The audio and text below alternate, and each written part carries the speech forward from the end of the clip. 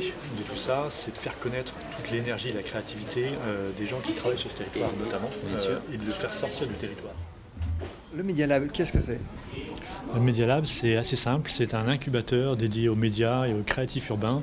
Et puis, c'est aussi de fait le laboratoire de la ville de demain, qui se construit pas mal en Seine-Saint-Denis. Il y a à la fois, comme acteurs résidents, une dizaine de structures qui sont associations et quelques entreprises aussi qui travaillent dans le domaine du numérique, de la communication, de la culture ou du pouvoir d'agir, l'empowerment, comme on dit, de l'accompagnement, voilà, des porteurs de projets, et puis des coworkers, des gens qui sont en résidence plus courte, sur des durées plus courtes, qui montent des projets, qui sont en phase d'amorçage de projets dans les mêmes métiers, pareillement, et qui, avec lesquels il est toujours intéressant de travailler parce qu'on se rend compte que dans les métiers, de ces métiers de la culture et de la communication et des médias, il y a beaucoup de précarité et donc on trouve utile d'avoir un espace où ces gens précaires, plus précaires que nous en tout cas, puissent de temps à autre travailler avec nous.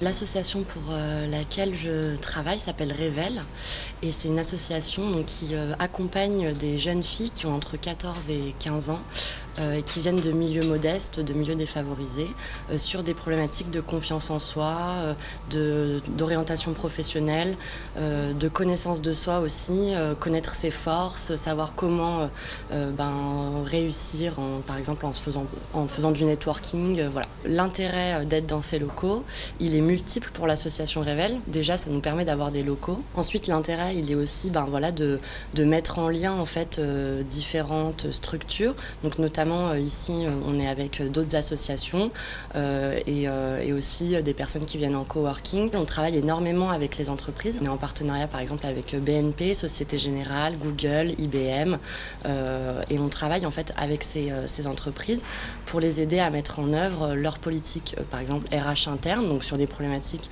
de diversité, vu qu'on est sur un public issu de la diversité, et sur des problématiques aussi d'égalité homme-femme. Le but de ma société, c'est de créer une plateforme de réservation VTC où 100% des revenus générés seront redistribués aux chauffeurs. Et derrière, je crée un espace marketing embarqué dans les VTC pour me rémunérer, moi et ma société.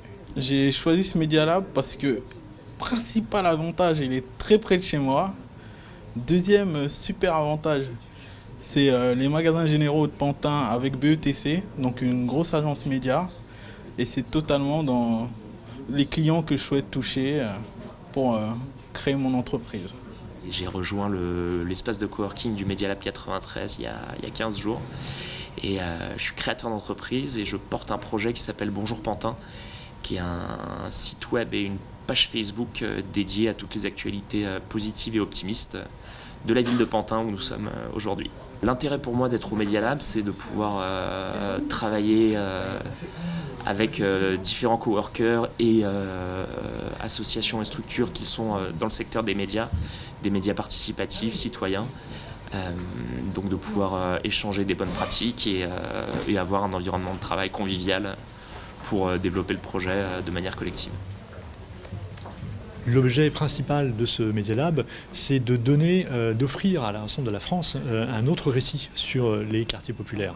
C'est de montrer la créativité qui naît dans ces quartiers-là, qui est souvent mal vue, qui est peu visible. Et donc on est là un petit peu comme une sorte de rampe de lancement pour plein de projets créatifs. Voilà, donc il y a une rampe de lancement, on connaît celle en Guyane, pour faire partir des fusées. Nous, on fait partir des journalistes, des créatifs, et des gens qui portent des projets tout à fait innovants dans ces domaines-là.